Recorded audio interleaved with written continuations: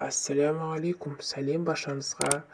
Сіз өзіңіздің күнделікті тұтынып жүрген мүйіздің сіздің денсаулығыңызға, сіздің теріңізге қаншалықты пайдалы екенін білесіз бе? Ендеше менің видеомды соңына дейін қарап, лайк басып, комментарий жазуды ұмытпаңыз. Мүйіз бұл сіздің зиянды тағамдарыңызға пайдалы балама. Мүйіздің денсаулыққа пайдасы: ас қорытуға көмек. Күн сайын бірнеше мүйіз болса, асқазанға пайдалы. Мүйізде судың қатысуымен ісіне бастайтын талшықтар бар. Бұлар асқазанға іш жүргізетін әсер береді және іш қатуды жеңілдетеді. Сондай-ақ мүйізді күнделікті қабылдау ішектің қозғалысын үнемі сақтайды, ал талшықтар токсиндер мен қалдықтарды жүйеден шығаруға көмектеседі. Қышқылдықты төмендету.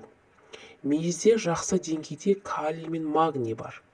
Бұл қышқылдықты азайтуға көмектеседі және токсиндерді жүйеден шығарып, артрит, подагра, бүйрек тастары және жүрек аурулары сияқты аурулардың алдын алады. Анемияға қарсы көмегі. Мүйізде анемияны емдеуге көмектесетін темір және Б комплексті дәрумендердің мөлшері көп. Қатерлі ісіктің алдын алуға көмектеседі. Мүйізде кездесетін катехин деп аталатын антиоксидант денені ісіктер мен ішектің қатерлі ісігін тудыруы мүмкін бос радикалды белсенділіктен қорғауға көмектеседі. Инфекцияны емдеуде көмегі. Мүйізде қабынуға қарсы антиоксиданттар ретінде белгілі полифенолды фитонутриенттер бар. Олар бактерияға қарсы қасиеттерге ие. Бұл безгектің пайда болу қаупін азайтуға және бактерияларды жоюға көмектеседі. Осылайша, күніне сіз бірнеше мүйіз жесеңіз, онда мүйіз сізді суықтан және басқа да инфекциялардан сақтайды. Жыныстық әлсіздікті азайтуға көмектеседі. Мүйізді тұтыну сіздің жыныстық өміріңізге де пайдалы. Мүйізде либидоны күшейтетін және қозуды тудыратын аргинин деген амин қышқылы бар. Бұл ер адамдарға пайдалы және эректилді дисфункцияны емдеу үшін қолданылады. Сондай-ақ мүйіздің қосылған энергиясы сіздің өміріңіздің өміріне көмектеседі. Үндістандағы жаңа келін мен қалыңдыққа мүйіз бен шафранмен қайнатылған 1 стакан сүт беретін дәстүрді білесіз бе? Бұл мүйіздің тиімділігін растайтын ежелгі тәжірибе. Көздер үшін мүйіз полифенолды фитонутриенттерге бай. Олар антиоксиданттар болып табылады. Олар сіздің көру қабілетіңізді сақтауға көмектеседі. Мүйіздегі антиоксиданттар көру қабілетін әлсірететін және бұлшықет деградациясын тудыратын бос радикалды әрекетті азайту арқылы көзді қорғауға көмектеседі. Сондай-ақ мүйізде А дәрумені, бета-каротин және А каротиноид болғандықтан олар көзге өте пайдалы. Ауыз және стоматологиялық күтім үшін. Мүйіздің құрамында алеанол қышқылы бар. Ол фитохимиялық заттардың бірі болып табылады. Ол сіздің тістеріңіздің бұзылудан, қуыстардан және сынғыш тістерден сақтайды. Тісті жақсы күйде ұстау үшін мүйіз ауыздағы бактериялардың көбеюіне жол бермейді. Құрамында кальций көп мөлшерде болғандықтан, олар тістердің қабығынан кетуіне немесе сынуына жол бермейді. Мүйіздегі бор микробтардың ауыз қуысында аз жиналуына көмектеседі. Салмақты басқару үшін. Егер сіз салмақ қосуға тырысып жатсаңыз, онда бұл мүйіз сіздің ең жақсы достарыңыз. Мүйізде фруктоза мен глюкозаға бай және сізге көп қуат береді. Олар сізге жаман холестеринді жинамай, салмақ қосуға көмегін береді. Жақсы сүйектер үшін көмегі. Мүйізде сүйектің денсаулығына пайдалы кальцийдің көп мөлшері бар. Олар сізге артрит пен подагра ауруынан көмектеседі. Мүйізді таңдау және сақтау. Қаптамадағы немесе консервіленген мүйіздер жергілікті азық-түлік дүкенінде жыл бойы сақталады. Мейіздердің бірнеше маркалары және сорттары бар. Сондықтан әрқашан сапалы мейіз сатып алыңыз. Мейізді шағын көлемдегі қораптарда және үлкен контейнерлерде алуға болады. Мөлдір контейнерлерде сатылатын немесе сусымалы мейіздерді сатып алуға тырысыңыз.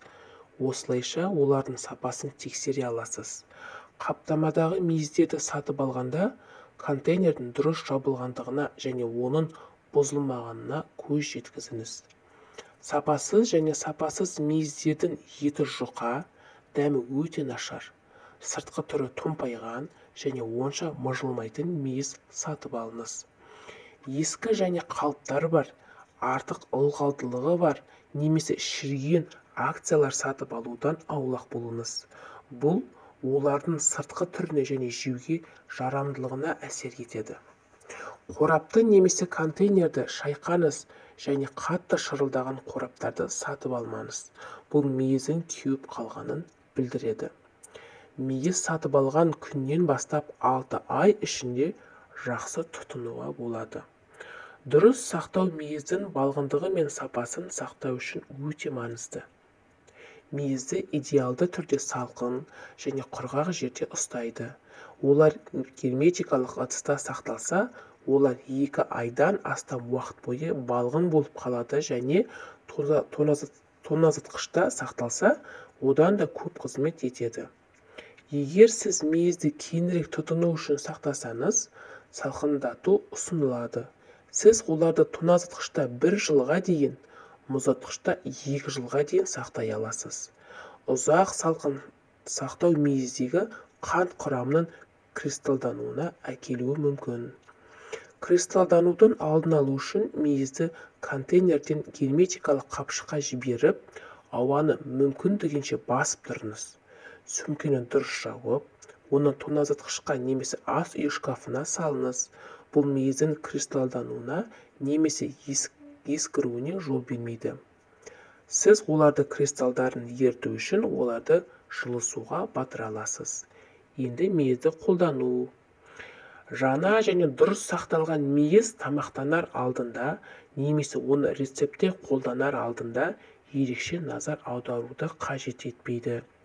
Мейізді жеке-жеке тамашалауға болады, немесе құрма, бадам, өрік және қара өрік сияқты басқа құрғақ жемістермен бірге пайдалы тағамдармен біріктіруге болады.